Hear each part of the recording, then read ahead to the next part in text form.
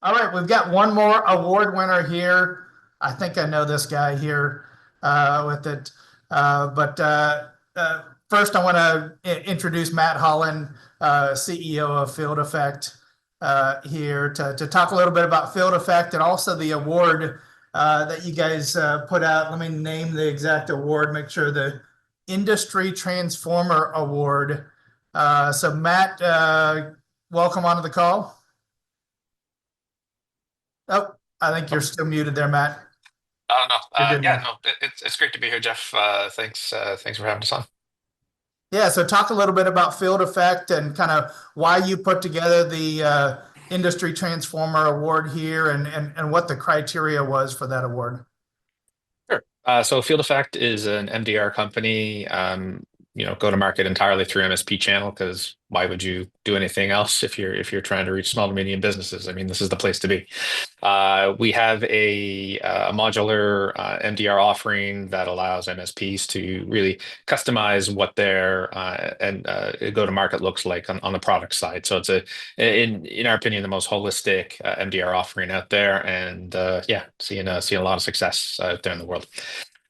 The reason we chose this award is, the Industry Transformer Award is because in any industry, the ability to change, be a leader, recognize when you need to go left, and evolve, it's such an important part of business, and it's consistently been a huge part of our growth and how we build relationships with partners. And the reason it went to Tom and the team at ITS is because we've had such a strong relationship over the past couple of years. They have been incredibly influential on how we've evolved our company, how we better serve the MSP market, and for years they were pushing us to transform our MDR offering and provide. What is called MDR Core, which is a more price accessible option, still packed with value, but allows MSPs to really saturate or solve every customer challenge in regards to the size of the business or what industry they're in. So, Tom and his team pushed us and helped us evolve, and that's now in market. And we wouldn't have been able to get there without Tom and the help of his team. So we're hugely appreciative of Tom and ITS, and it was an honor to recognize them as being the leaders they are. Excellent. Well, welcome, Tom. So Tom Andrulis, ITS. How many markets are you in now, Tom? I know your headquarters are based out of Las Vegas. Yeah, so we're in 11 cities in the US right now, mostly West Coast, but we have a Chicago and Detroit presence as well, but all up and down the West Coast from Seattle down to California, Nevada, Arizona. So for those that don't know about you, talk a little bit about ITS and the company that you built. Yeah, so ITS was founded in 2003. I was just went out, had a corporate job, went out and went out on my own. Really tried to figure things out for probably 10 years or so, and then started getting some traction to the point where other MSPs were asking me, "Hey, is there a way to partner together?" And so we figured that out. Figured out that the partnership model was really working well for us. We're able to partner with other MSPs, combine into a much larger MSP. Got private equity backing a few years ago, and then continued to just really bring great MSPs into the fold. So yeah, a little bit about us.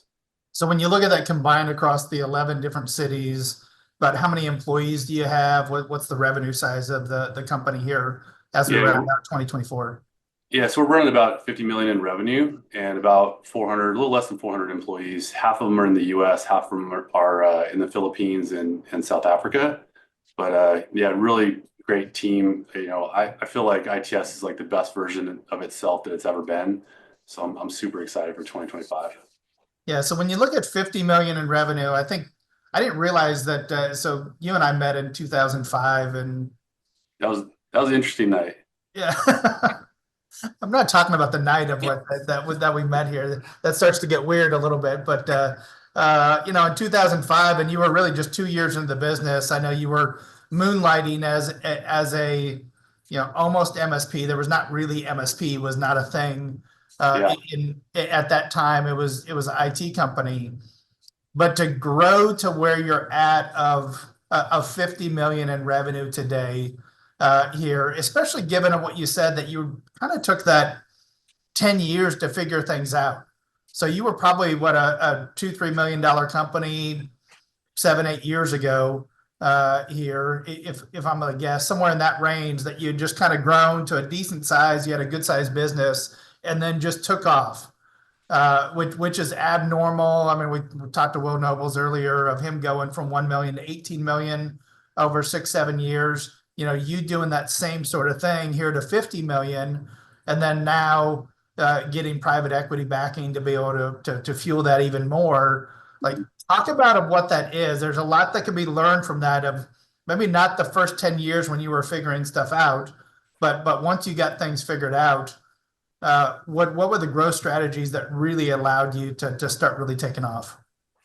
I mean, M&A is a huge portion of it, right? Like, you know, we all know it's difficult to organically grow an MSP. I mean, there's a lot of MSPs out there. We're competing with each other all the time. You know, like, we have to have a great sales force to keep. I know a few MSPs that have done it organically, and like, hats off to them, because it's still, it's a tough job to get that growth.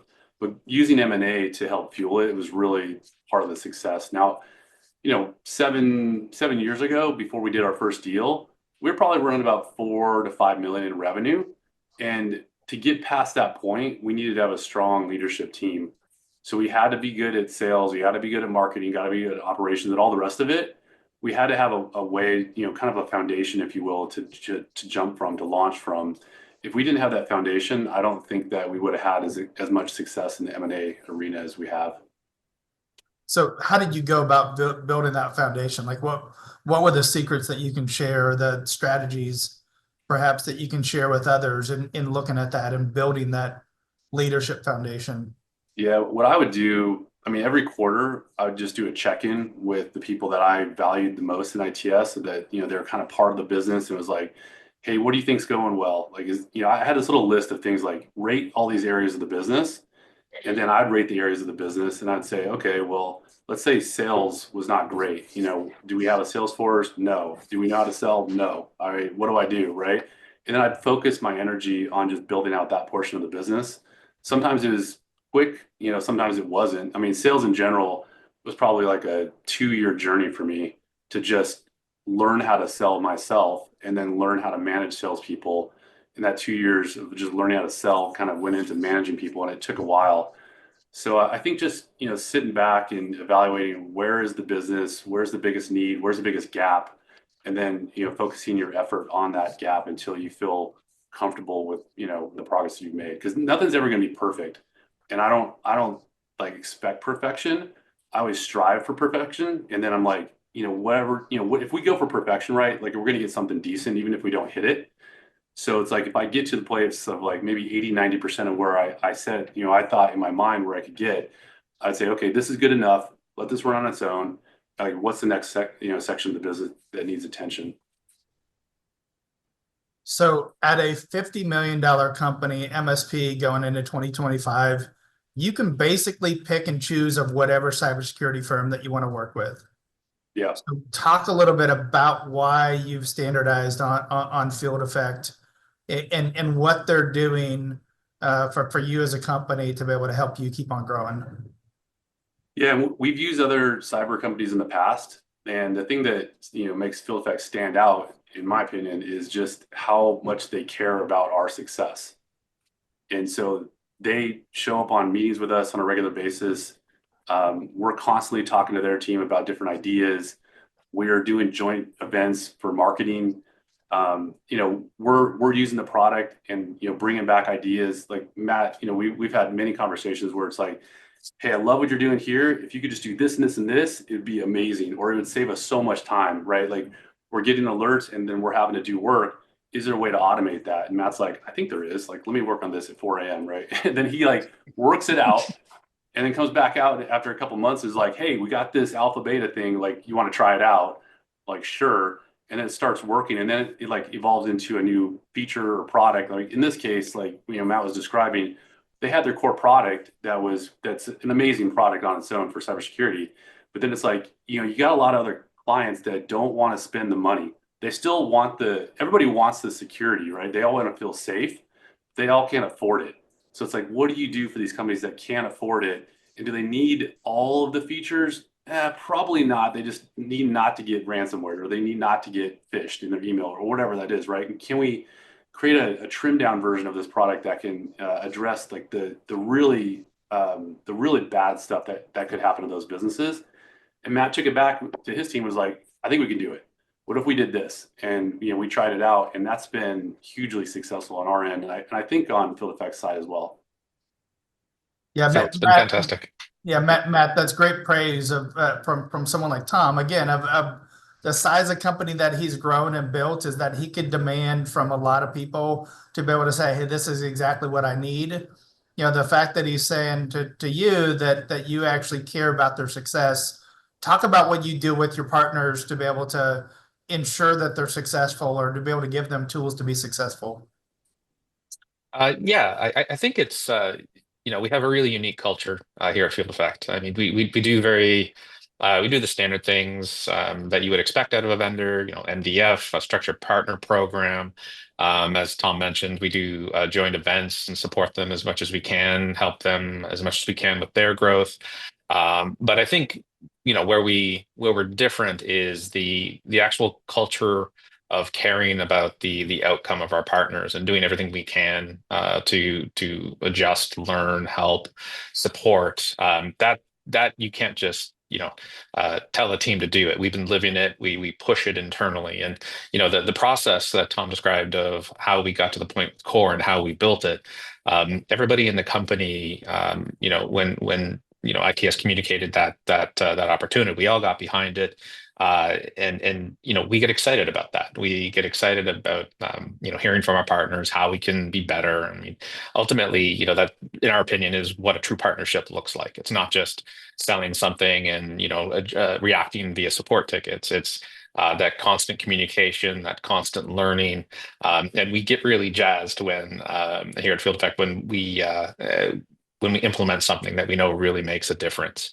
It's cultural. It's really cool. It's a fun journey to be on. And fast forward 5-10 years, I am quite confident that that culture, that engine, will just continue to improve, because that the success of our partners is our success, and vice versa. So not only does it make business sense, but man, is it ever fun. Cool. So Tom, with the success that you've had, the longevity you've had within the industry to be able to build this, what's some advice we've got about 500 MSPs that are watching onto this this live cast here today. What would be the top 2 or 3 things that you would recommend for them if they were in your shoes of where you were 15 years ago, of a $1 million MSP kind of struggling to grow, trying to figure things out, kind of working your way through it? What would be the main things that you would give them as advice? And I know you do this all the time of talking with other MSPs, but what would you give as advice for everyone that's on this call? I think as a smaller MSP, nobody has enough time in the day. Like that's a fact, right? I don't have any more time now than I did before. And I felt like, as I got bigger, I should just get more time or something like that. That doesn't happen. There's just more problems and more things to deal with, just more things to take care of. I think back then for me, getting kind of involved with Robin Robbins was a huge portion of it, right? It's like, if I can get these marketing campaigns to go out and kind of automatically get out there to where I'm not picking up the phone and having to cold call people or physically go somewhere and knock on a door or whatever, I can leverage, direct mail. I can leverage some of the stuff that's online to be able to, get me some leads on a regular basis. And if I can get leads on a regular basis, then I can get to the point where, do I know how to sell? Like, can I practice my sales techniques, and can I get better at that? And so I think having a foundation of getting leads and selling deals consistently is like the first step.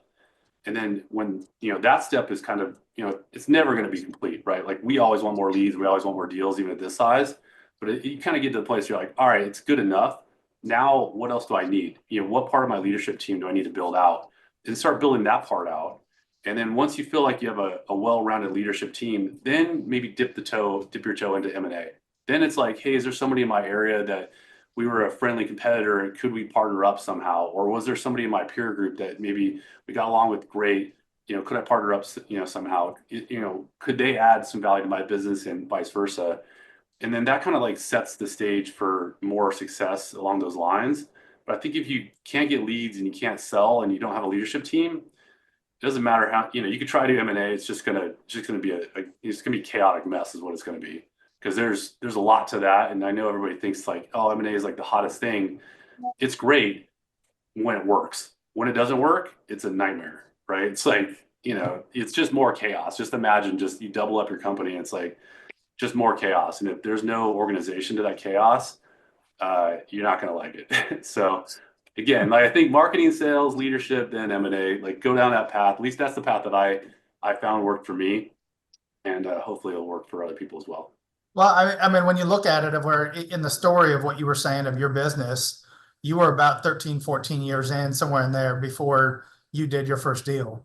There was a lot of foundation building that it took to be able to figure out how do we make this successful as a business at the size of that you were at, kind of getting to that 3 million mark or so, 3-4 million there, because otherwise you throw on another company. Sometimes there's a reason why they're selling, maybe not always, but it's not because they are the perfect, most well-run company that you're just going to be able to fit right on top of yours, and everyone's going to be happy and rolling their wheelbarrow to the bank. Exactly. With all of it, you're going to introduce a lot of problems there. A common thing that's been talked about today has been peer groups and also mentoring and getting mentors within the industry, which I know is a huge thing for you. So maybe talk about that of how you've approached it over the years, of peer groups and mentors, and even on the vendor side of things, because it sounds like you've got this great relationship with Matt, of being able to have kind of that peer mentor somewhere in the middle of that relationship of being able to bounce things back and forth for the better. Yeah, I'm a huge believer in peer groups. I mean, I think people used to joke like I was a part of every single peer group. I think there's some that I didn't join. I think there's a couple, but not many. One or two. Yeah, I mean, it's I think for me, right, like when I joined the first peer group, and I can't remember if Robbins was the first or Taylor Business or what, whatever the first one was, I almost got addicted to it because I was like, oh, these are my people, right? These people are going through the same problems I have. And some of them figured out answers to issues that I have, and I figured out things that they haven't figured out yet. We're able to like share information and really move forward together.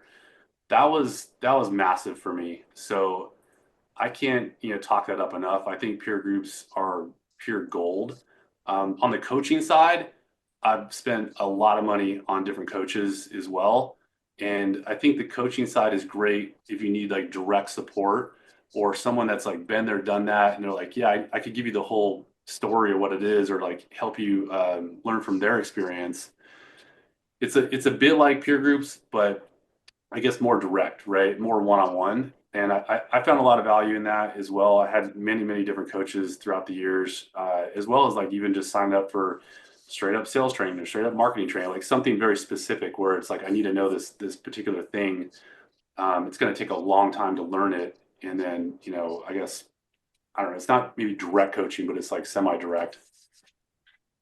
So yeah, I think that's, I don't know, couldn't recommend it enough, honestly. Yeah, and I think that's also just that experience and learning from that is, if you didn't have that, the interaction that you and Matt talk about here of the back and forth that you have to make both of your companies better, wouldn't really have happened, because it takes that interaction to be able to collaborate there with that. And I applaud you, Matt, of being able to not just say that, hey, we've got the great solution here, just buy what we got.